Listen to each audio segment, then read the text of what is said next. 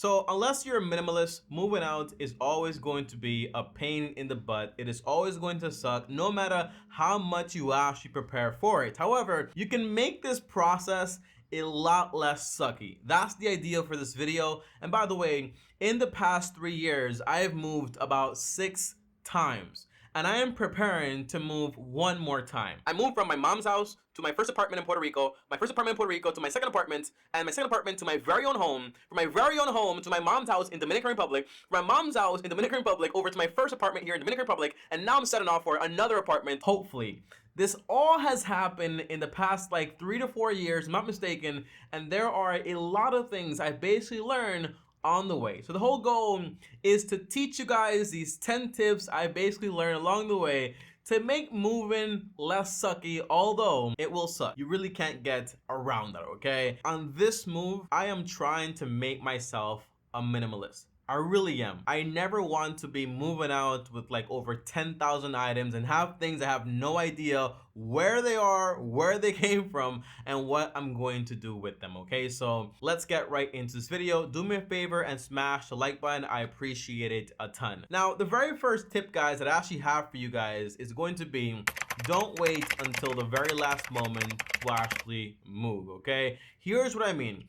A lot of people underestimate the amount of time is actually going to take to move. So if their lease is going to be up in December, they'll wait until December 1 to basically say, hey, I'm gonna be leaving, I'm gonna get a new apartment, and then you have this whole process, okay? The finding a new apartment, the money you need to actually get the apartment, and then the actual preparation and everything else that comes into it. What I've learned is if you're planning on moving, and right now, by the way, it is around like July, so I have August and September to actually prepare for my move, okay? So what I'm gonna do, I'm going to start preparing now everything, so that way when that time comes, I have everything in order. So take an appropriate amount of time to prepare for the move. Do not wait for the last moment because it's possible. I've moved out with less than 2 weeks, but it is a disaster and it's not what you actually want to go through.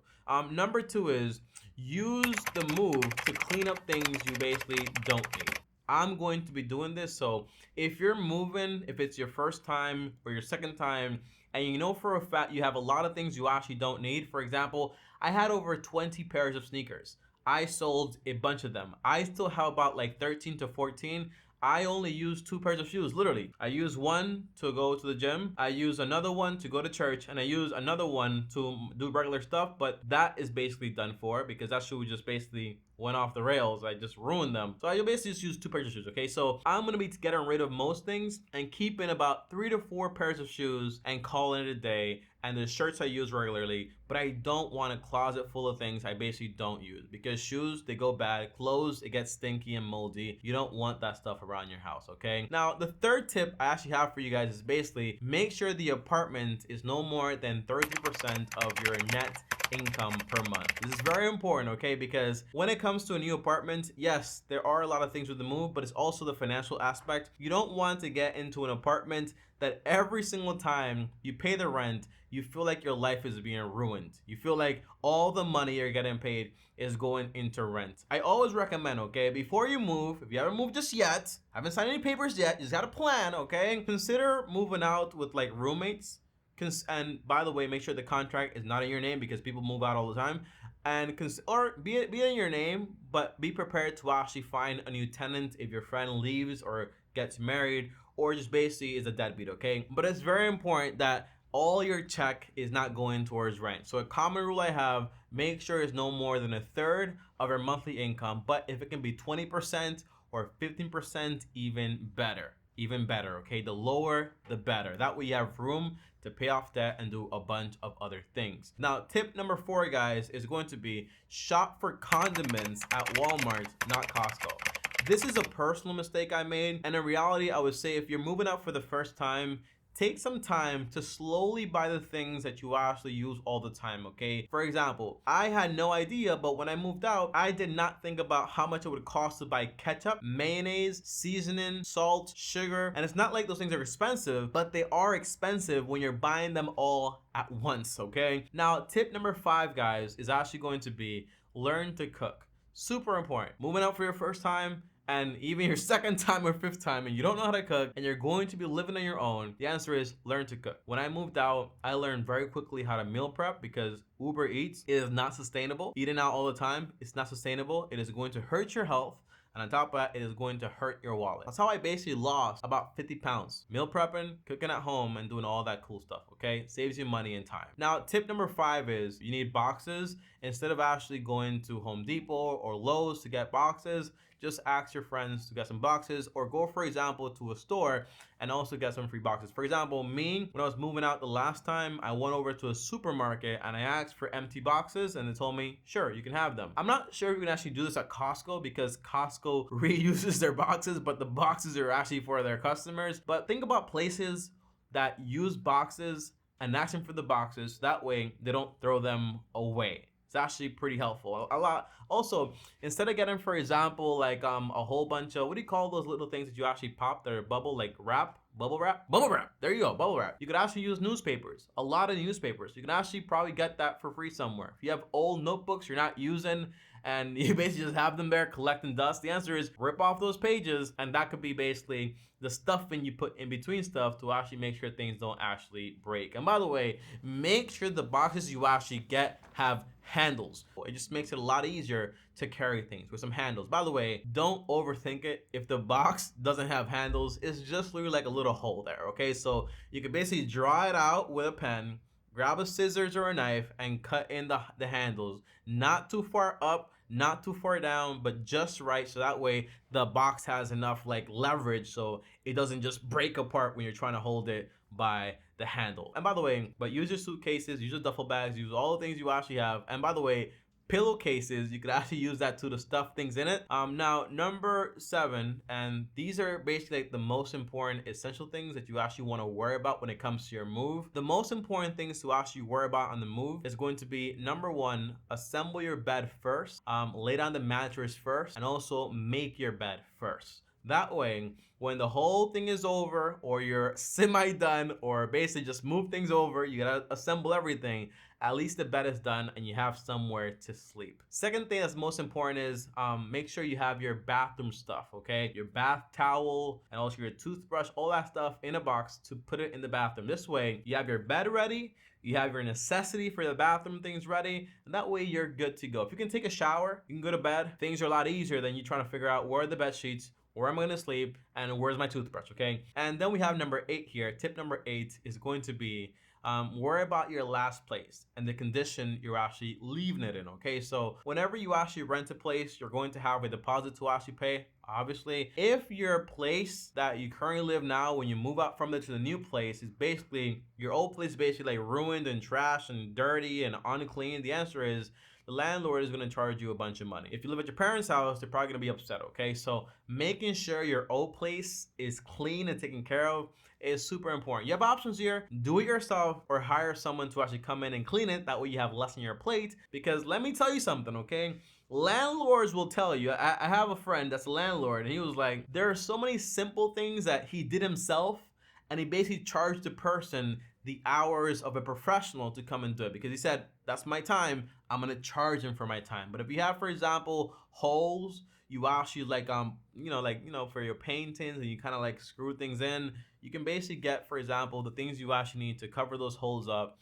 If you have a very dirty wall that wasn't like that, just get the paint, do it yourself, because if you leave it up to the landlord, they will charge you more money. There will be cruddy landlords. Like the last place that I lived, like 3 places ago actually, I left the apartment, I left it spotless clean, because how do I know that?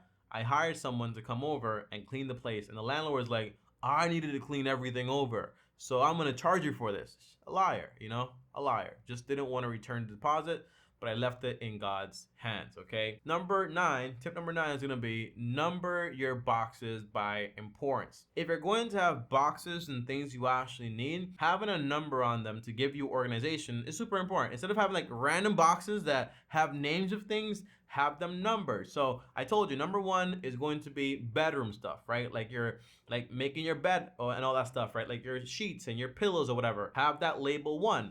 And instead that you just have one box label 1, no, you can have multiple boxes with the number 1 that hey, All the boxes labeled 1 or bags labeled 1 is going to be for the bedroom. All the boxes labeled 2 for the bathroom. All the boxes labeled 3 for the kitchen and the living room, and so on and so on and so on. But this might seem like trivial or not important, but you're gonna thank yourself because it makes things a lot easier. Because when you just have a lot of things to do, you don't actually know where to start. So having a plan beforehand is going to help you out a bunch. Now, number 10 here is going to be have at least a 3-month emergency account before moving out. This is actually super important because you want to make sure it's not as much money as possible that's coming out your check for rent, like I told you before, but you also want to make sure that if you lose your job, you have 3 months to kind of cover everything and make sure you'll be fine. Here's an extra tip I want to tell you guys about. If you have, for example, like cabinets that are basically like for your clothes and drawers and all this other stuff, the answer is grab some tape and just basically wrap that up. If the tape is too strong, it will basically tear the paint on your dressers, okay? You want to avoid that too. Trust me, I've been through that. So you can't use duct tape, but you want to use either tape or string, all right? And you wrap it and just leave your clothes in there, and that way you don't have to worry about the clothes. So that's the one less thing you have to worry about. And just grab the whole dresser, put it wherever you're gonna put it, move it over, put it where you want to put it, and that's basically it. You don't have to worry about putting the clothes back inside of there. So be lazy. The lazier you are, the better, okay? Because you don't want extra work when you don't need it. Now, number 11, okay, and we're getting into very practical things here, is have a gift box. Someone said on YouTube, I read a comment saying, I have a gift room. And a gift room is basically where you put all the things that A, you couldn't sell, B, you don't need, C, that you want, but you can't take with you to the new place, and just have it there. And those are things you're actually going to give away to your friends or just basically donate, okay? Whatever you want to do. And I'm probably going to have one of those places because, again, although I have been getting better as far as not having things I don't need, there are still a lot of things that I have that I definitely don't need, and I want to change that so much, okay? Now, for tip number 12 is going to be pretty much just like 2 more tips here. Is going to be put your most valuable items like jewelry, your passport, your IDs, your social security, all that stuff, have it in a separate place, like in a separate box, and just put that in your car or on your book bag on top of you, okay? Because it's something you don't want to leave to chance, like, oh, people they're not gonna really take it, right? You never know, okay? So just have that in a safe place. On top of that, use cardboards or like shoe boxes, or like people have a bunch of boxes you don't need around the house, and use that, for example, to put in between your plates, in between your cups, in between things that basically are going to break if you don't have any padding, so that way you can actually save some money. But if you can afford some padding, just get the padding. But again, padding is kind of like a little bit more expensive. But if you have plates, for example, let's say you have 5 plates, you put a piece of cardboard between all of them, and that makes it a lot easier, and just like tape them up, right? And then boom, it's probably not gonna go anywhere. And then put in like cardboard everywhere helps a ton. Just put fragile on it, okay? But guys, I want to end this video by saying this because there's a lot I've said here. But remember, moving is going to suck no matter what. You're basically grabbing all the things you have already organized and trying to grab that and move it. If it was just like the TV, you snap and it's done. No, it's going to take time. It's going to suck, but this is going to make it a lot easier on you, okay? So if you have more tips, comment them down below and let me know. And you could do this with your friends, by yourself, or like hiring people. What I've learned is that having friends to help you move is awesome, but I've done it all ways. I've done it with friends, I've done it by myself, and I've done it by hiring people. With friends, it's just a lot easier, and you doing all the organization stuff and just having friends to come over and move things is going to be a lot better, okay? Thanks for watching this video, guys. Do me a favor, subscribe to the channel, hit the bell so you get notified. See you guys next time, and peace.